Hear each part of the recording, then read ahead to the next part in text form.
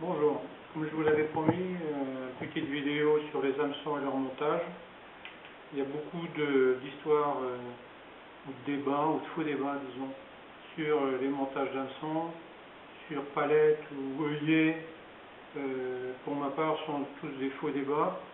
Il n'y a qu'une seule chose qui doit compter, c'est l'objectif poursuivi, le poisson qu'on recherche, les appâts qu'on utilise et donc les techniques qui vont être mises en œuvre pour atteindre ces objectifs compte tenu des appâts qu'on souhaite utiliser.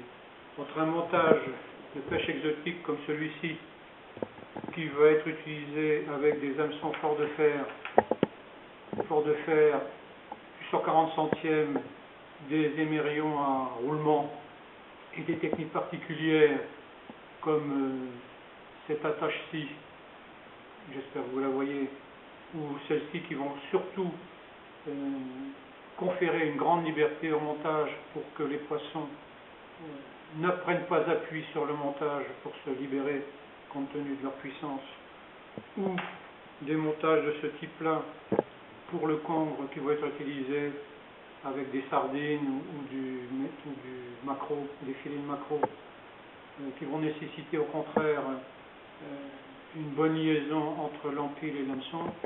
Il y a tout le débat technique sur les montages et leurs avantages et leurs inconvénients qui est posé. La taille des hameçons est également primordiale.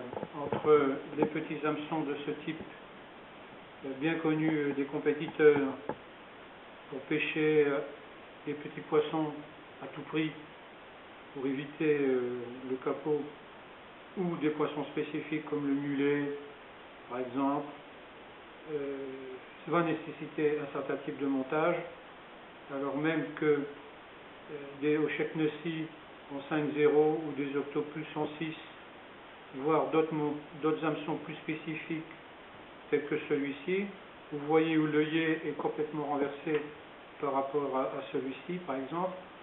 Là aussi, les techniques vont devoir évoluer pour s'adapter aux appâts et au diamètre de nylon employé. D'une manière générale, je le rappelle, la taille des hameçons ne dépend pas du poisson, elle dépend des èches employées, de leur forme, de leur taille, de leur poids. Une sèche, en montage Penel, c'est une chose. Enfiler une demi-dure sur des hameçons fin de fer pour pêcher des poissonnets au printemps, des mulets, même de grand poids, c'est une chose complètement différente.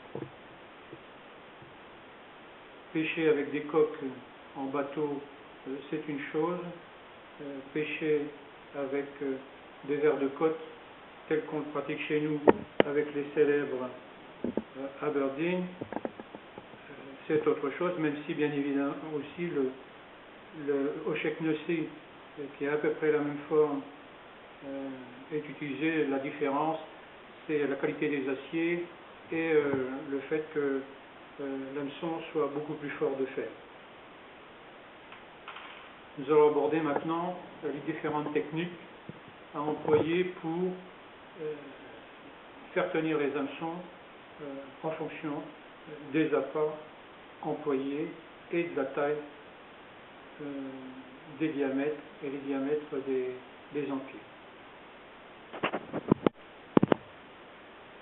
Donc le montage d'Aberdeen, ici je vais utiliser un 5.0 Osheknessi uniquement pour les besoins de la vidéo bien sûr.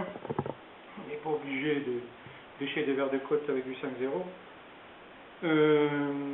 Trois façons de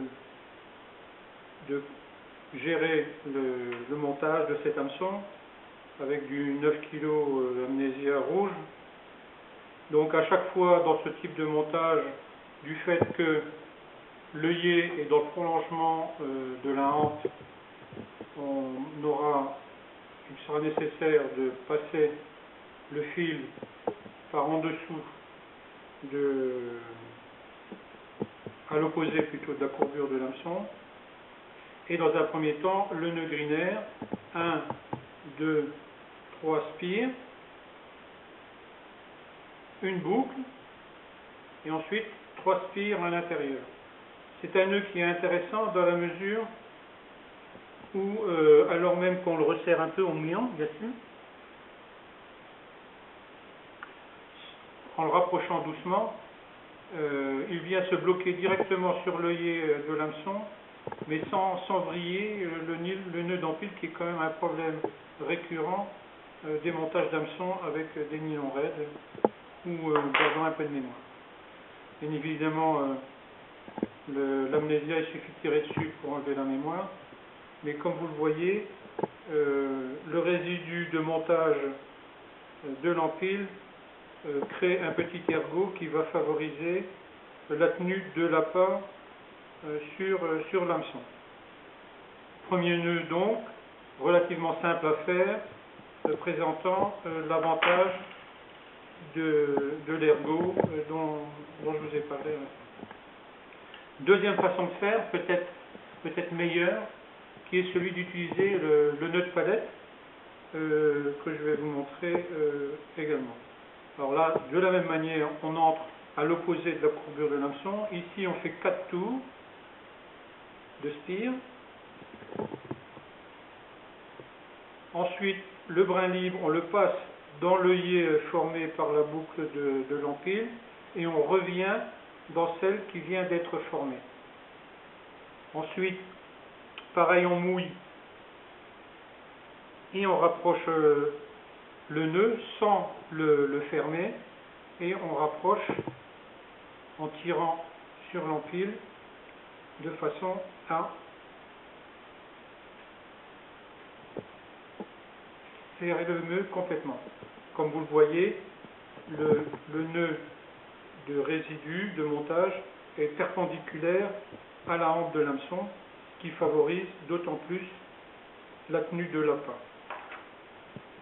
Enfin, vous avez une troisième façon de monter ce type d'hameçon qui ont toutes leurs spécificités. Là, c'est plus à faire debout qu'autre chose, d'envie du moment.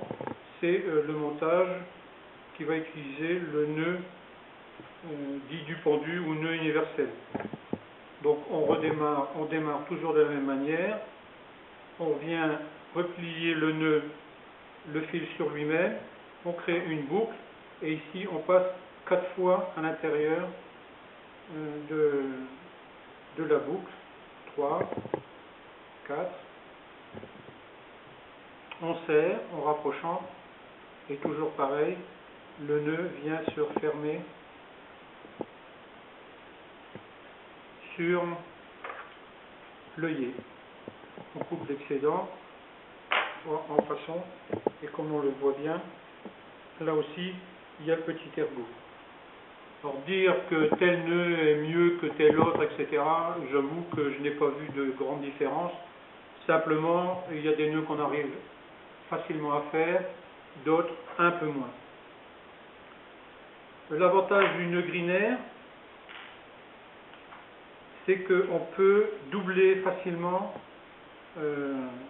le nombre de tours de nylon sur l'œillet quand c'est nécessaire. Ici, je le repasse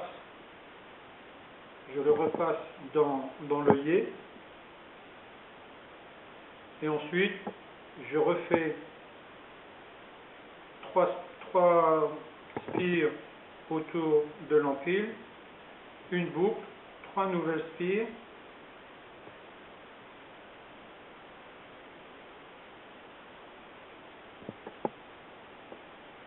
je rapproche en mouillant, je replace les deux spires et je rapproche doucement le nœud. Donc vous voyez, j'ai 2 épaisseurs d'empile sur l'œillet et un nœud, tout ce qui est plus classique, derrière. Ça se rapproche du célèbre nœud dont j'oublie le nom momentanément, mais enfin, ça me reviendra tout à l'heure. Voilà.